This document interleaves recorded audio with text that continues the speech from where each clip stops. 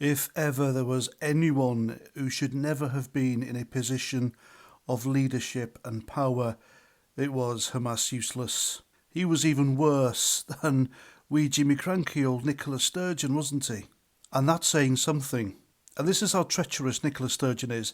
She's thrown her own husband under the bus regarding those missing donations. So anyway, back to Hamas useless, and he was pretty useless, and he was bloody divisive as well.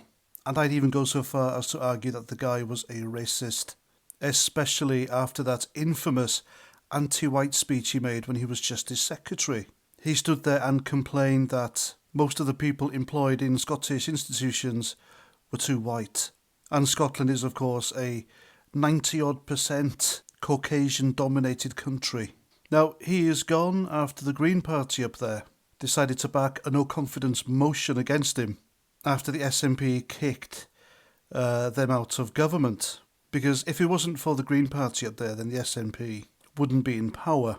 And this is because of the SNP's climb down on climate targets. So after he did this, the Conservatives up there said they would lodge a vote of no confidence in him, claiming he had failed in his role and focused on the wrong priorities for Scotland. And so, because he cut ties with the Greens, they jumped on board and basically stabbed him in the back. And he deserved it, really. And I reckon now there should be a general election, because in the Scottish Parliament, the SNP has 63 seats out of 129. That makes them too short of an outright majority. And I think this would be really good for Scotland to get the SNP out, because they have been like a political cancer who have ridden on a policy of anti-British hatred and screwing over their own people. I mean, they're on about independence. Well, how the hell can you want independence by leaving one union and then joining another? And that's what they want. They want to be part of the European Union. And if ever there was a truly unfair political union, then it's the EU. And if member states don't do what the unelected bureaucrats at the top of the EU table in Brussels say, then the penalties are severe. Look what happened to Greece, for example. But this guy, this Hamas useless, I think he has done more damage to Scotland than Nicola Sturgeon ever did. Because this guy has quite literally taken away the Scots' freedom of speech away from them, even if you're having dinner in your own home.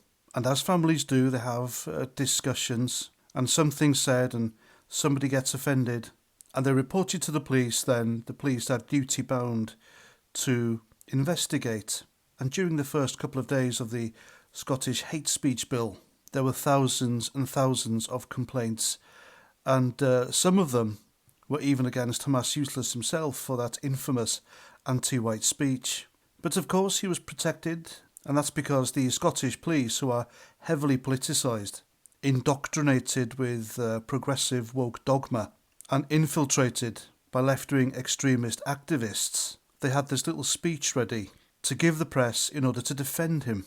And then he gave a couple of $100,000 of Scottish or British taxpayers' money to Gaza, and he didn't even consult his own politicians. And this was at a time when his own relatives were stranded there, so make of that what you will. So there we go. I really hope his resignation starts the demise of the Scottish National Party, and gets rid of them for good. I really do. The Scottish people deserve better. So there we go. That's my opinion. I'm Paz49. Thanks for listening, and until the next time, Roger Trout.